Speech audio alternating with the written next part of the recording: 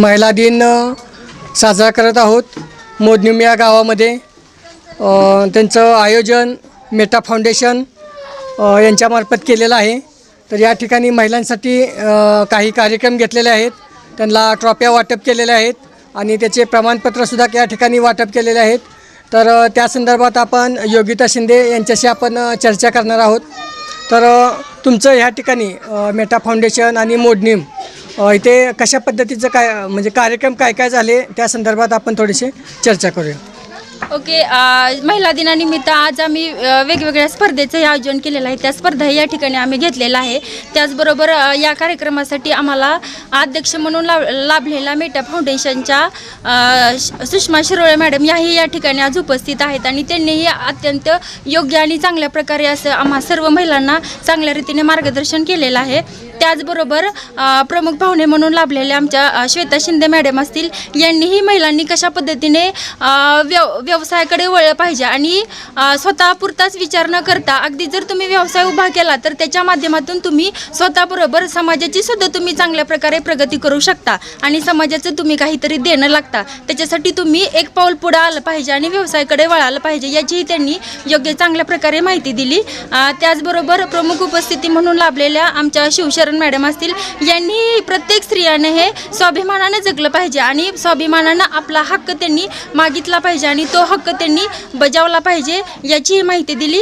तसेच महिलांना भविष्यामध्ये जे काही उद्योग व्यवसाय उभं करायचं असतील तर त्याच्यासाठी सुद्धा त्यांनी त्यांचा पाठिंबा आपल्याला दिलेला आहे की जर करायचं असेल तर जे काही तुम्हाला मदत लागेल त्या मदतीच्या संदर्भात सुद्धा त्यांनी आम्हाला आश्वासन दिलेलं आहे आणि अशा रीतीने अगदी चांगल्या पद्धतीने आम्ही महिला दिनाचा कार्यक्रम घेतला आणि या ठिकाणी मेटा फाउंडेशन करून ज्या महिला इथं उपस्थित झालेल्या होत्या त्या प्रत्येक सर्व महिलांचा त्यांनी सर्टिफिकेट देऊन सन्मान केलेला आहे आणि महिलांना त्यांच्या कर्तृत्वाची, त्यांच्या संघर्षाची आणि त्याच्या कार्याची त्यांनी दखल घेतलेली आहे।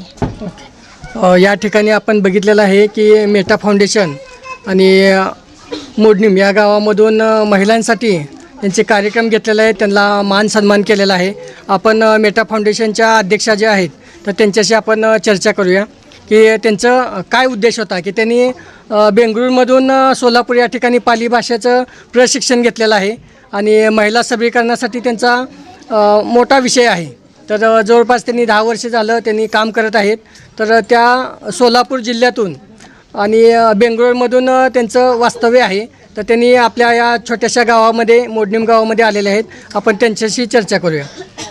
मॅडम, तुमचं विजन काय आहे, म्हणजे तुमचा काय पर्पज होता की तुम्ही एवढं मोठं म्हणजे बेंगळूर शहर आणि सोलापूर जिल्हा सोडून तुम्ही गावामध्ये आता कार्यक्रम घेत आहात? नवोदय जय भीम की मेटा फाउंडेशनचा जो उद्देश आहे तो बेसिकली बुद्धिझम आणि आंबेडकरिझम जे आहे ते प्रमोट करण्यासाठी आहे आणि मला बेंगलोरमध्ये तर आणि सोलापूरमध्ये मेटा फाउंडेशनचं चांगलेच बरेच कार्यक्रम झालेले आहेत, पण मला असं वाटलं की हे जे मोडणीममध्ये आहे ते महिला खूप उत्सुक आहेत धम्म शिकण्यामध्ये किंवा त्यांनी स्वतःच्या पायावर उभं राहण्याची जेव्हा मला कळलं की त्यांनी काहीतरी करून दाखवण्याची जी इच्छा आहे त्यांची, तर त्यांना प्रोत्साहन देण्यासाठी म्हणून आम्ही इथं महिला दिन साजरा केलोत आणि ज्या ज्या गोष्टी आहेत त्यांना बिल्डअप करण्यासाठी, डेव्हलपमेंट करण्यासाठी त्या सगळ्या फॅसिलिटीज आम्ही ह्या महिलांना देणार आहोत आणि लहान मुलांचे शिबिर पण घेणार आहोत जेणेकरून लहान मुलांचं मॉरॅलिटी बूस्ट करण्यासाठी आणि जे पंचशील जे आहे ते पंचशीलचं खरा अर्थ काय आणि कशा पद्धतीनं त्यांनी आचरण केलं पाहिजे आणि एक आदर्श नागरिक म्हणून आणि आदर्श भारतीय नागरिक म्हणून ते मूल कसं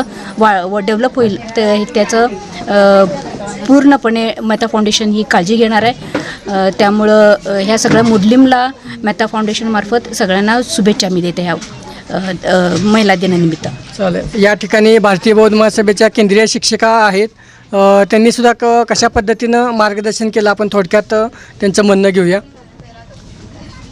जय भीम सर्वांना। मी भारतीय बौद्ध महासभेमधील केंद्रीय शिक्षिका आणि जिल्ह्यावरची सचिव आहे। तर खरोखर मोडणीम शहर हे मला म्हणजे पुण्याला जाता येता मी पाहत होते, पण खरोखर आज प्रत्यक्ष मी पाहिलेलं आहे की इतक्या तरुण मुली ह्या मिता फाउंडेशनमध्ये उतरलेले आहेत आणि पाली भाषेतून त्यांनी भाषण करायला लागलेले आहेत. तर मला खूपच आनंद झालेला आहे आणि खरोखरच इतका आनंद झालेला आहे की ह्या मुलींनी जसं अध्यक्ष ह्या झालेल्या आहेत शिरोळेताई, तसं त्या मुलींनी पण मोडलीमच्या एका मुलींनी पुढं यायला पाहिजे. मी पण ताईंच्यासारखं अध्यक्ष होणार, उपाध्यक्ष होणार, सचिव होणार अशी मनात त्यांनी हे धरायला पाहिजे, आशा धरायला पाहिजे. आणि हा कार्यक्रम खरोखरच सोलापूर जिल्ह्यात गाजेल अशी मी अपेक्षा करते आणि आशीर्वाद देते. जय भीम.